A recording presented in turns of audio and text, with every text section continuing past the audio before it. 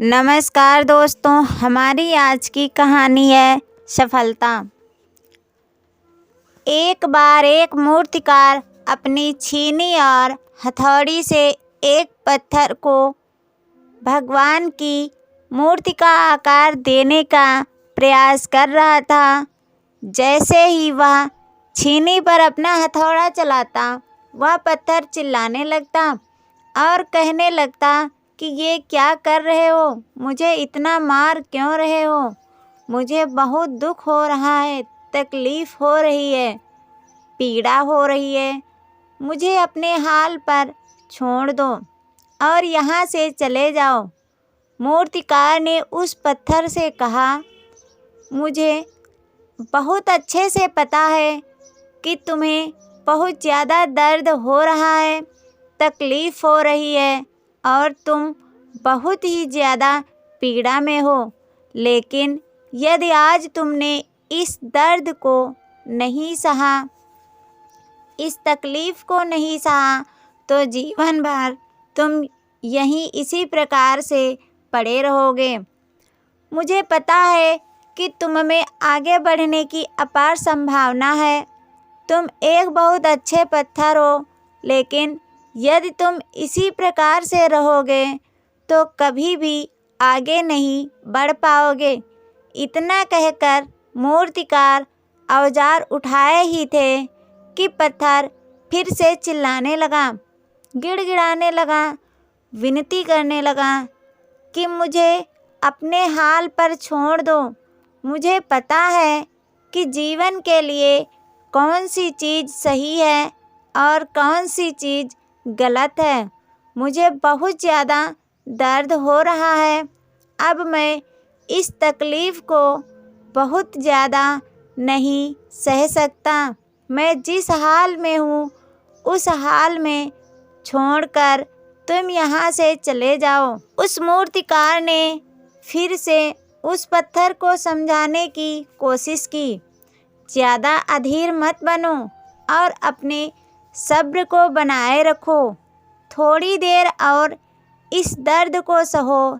यदि इस दर्द को सह लिया तो मैं भगवान की मूर्ति के रूप में तुम्हारी स्थापना करवाऊंगा और फिर दूर दूर से लोग तुम्हारी पूजा करने आएंगे और पंडित लोग तुम्हारी सेवा करेंगे।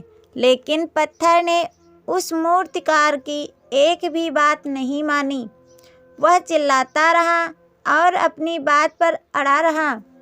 मूर्तिकार ने उस पत्थर को समझाने की बहुत कोशिश की, लेकिन वो पत्थर नहीं माना। अब मूर्तिकार भी थक चुका था और वह उस पत्थर को छोड़कर आगे बढ़ गया और थोड़ी ही दूर जाकर देखा कि एक और बहुत ही अच्छा पत्थर पड़ा हुआ है। उसने छीनी और हथौड़ी उठाई और उस पत्थर को मूर्ति बनाने के लिए उठा लिया। मूर्तिकार ने छीनी और हथौड़ी का वार दूसरे पत्थर पर जारी रखा।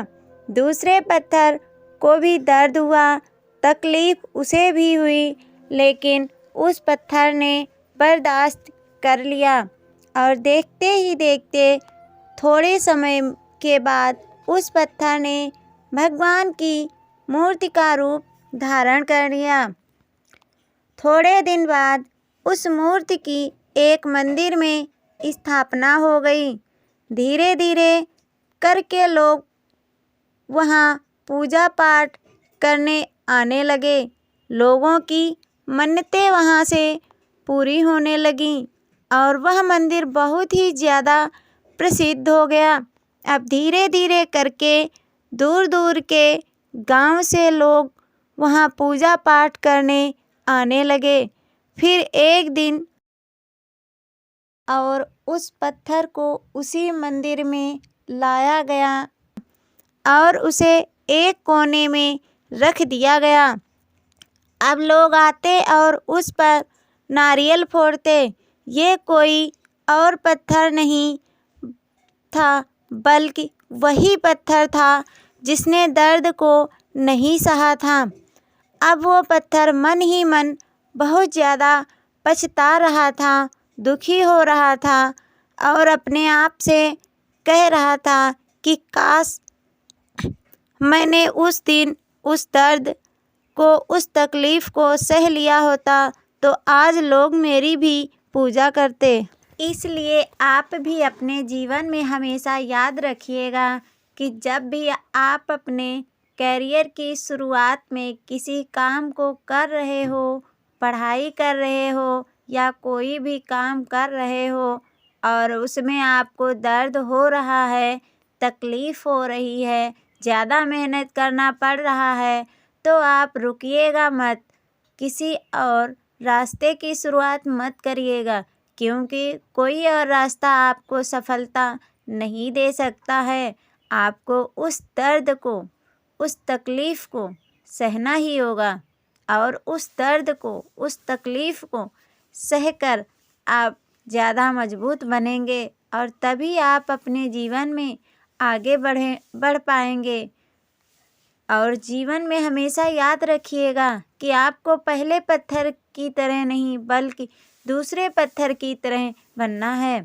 दोस्तों, ये कहानी आपको पसंद आई हो या इससे कोई सीख मिली हो तो अपने दोस्तों को शेयर अवश्य करें।